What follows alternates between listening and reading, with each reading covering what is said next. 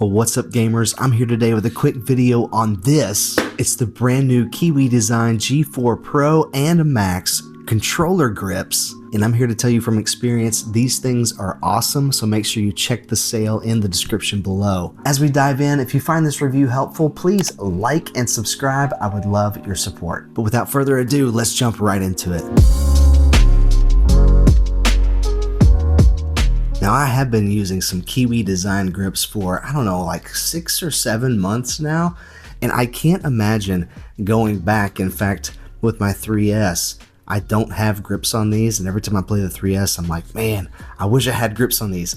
The grips are so nice because VR is very physical, and when I accidentally punch a wall or something with these in my hands, every time I'm like, man, did I just break that? With the grip, I never ever think that. I'm always like, yeah, it's totally fine, because it has so much padding to absorb the blow. Not only that, but I've never had one of these in a grip slide off of my couch or off of a chair or off of the footstool or whatever. The controllers as they are really slick, and they fall out of your lap or whatever really easily. But these grips provide all around protection. They shield your controllers from scratches and dirt, keeping them secure at all times. And before I get into the differences between these two sets of grips, there are two similarities that I want to go ahead and point out. The first is that they both have a translucent frill, and this is to ensure that there's stable tracking and signal transmission, because the controllers have these invisible infrared sensors that shoot out of the sides of the controller. They've hidden them from view so that this has a more aesthetically pleasing design, but it's there to ensure stable motion tracking and hand tracking of the controllers. And if anything were to cover them up, it would affect gameplay. But KIWI Design, knowing that, has made the edges of its grips translucent so that those infrared signals can penetrate through. It's pretty smart, actually. The other similarity is that these grips have a one-time setup process.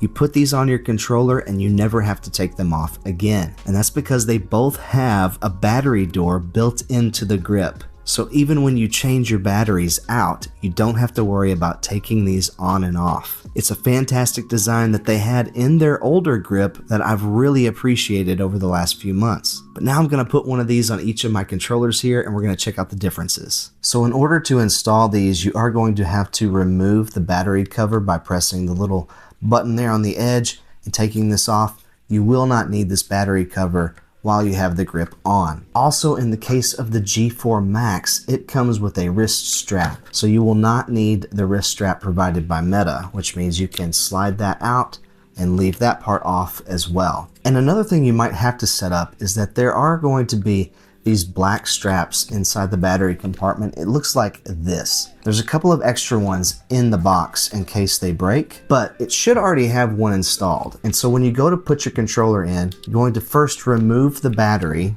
slip your controller all the way inside the grip, pull the frill around the top, make sure all of your buttons are lined up correctly, and then place your battery on top of this black strap so that it's underneath, so that when you go to take the battery out, you pull the black strap and it pulls the battery up and out of the controller. Then you just pop the rubber battery cover right down inside there, and boom, you're done. Now you have an extended controller for people with larger hands. Because let's be honest, these Meta controllers, as much as I like them, they are very small. Now you have a nice thick wrist strap as well as a hand strap that you can tighten right here just by pulling. And if you need to loosen it, you push that button and pull it out. And now it feels like I have a controller meant for adult-sized hands.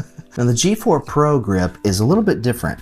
It has a little black box inside the container, and inside that black box you're going to find a new battery cover that you're going to have to install yourself. It's very simple. It just snaps into place, but it has this hole in it to put the battery through, whereas the original one is just solid. So you're going to remove your battery cover and remove your battery. Place your new battery cover on your controller, then make sure the black strap is down inside the battery compartment, then install your battery on top of the black strap, and now you're ready to put the controller grip on by feeding the wrist strap down through the bottom hole and then pushing this down inside the grip until you can pull the frill out over the top of the grip. And once that's done, you press the battery cover inside the battery compartment, and voila. Now this grip has Velcro for quick and easy adjustment for any hand. And once you have that on there, it's not going anywhere. You're not losing this thing. It's not gonna go flying across the room when you punch too hard or get scared or whatever. It's there for keeps. I'm also not concerned that if I do punch a wall, that anything's gonna break. I think that these are thick enough that it will absorb a lot of the impact. I also really like that it just makes them feel a little bit bigger in my hand. And honestly, this soft, rubberized, textured surface makes it feel a little more premium in my hand as well. Now, this wouldn't be a fair and honest review if I didn't also tell you some of the things that I think could be improved. And one of the things I do notice is that reaching the B and Y buttons on the controllers is a little bit more difficult because of the thickness added to the controller because of the grips. Everything else feels completely fine to me to reach, but on the occasion that you do need the B and Y button, they seem a little bit farther away now. And I think that's even more true of the G4 Max. And because they're a little more difficult to reach, I do kind of feel like I might accidentally hit the A or X buttons on my way to hit B and Y. But that's honestly where my gripes probably end, is right there. And this isn't even that big of a problem. It's just kind of a nitpick. I love that the Max has this really thick, really premium wrist strap and this hand strap. I will say that the hand strap is much wider than the G4 Pro, and it has that silicone rubberized texture. I suspect that it will make the back of my hand kind of sweat after a while, whereas this cloth Velcro strap on the G4 Pro, I think I like it better. The fabric is soft. The Velcro is not pokey or anything. It's very comfortable. Both of them are very comfortable. At the end of the day, I think for me, the winner is going to be the G4 Pro.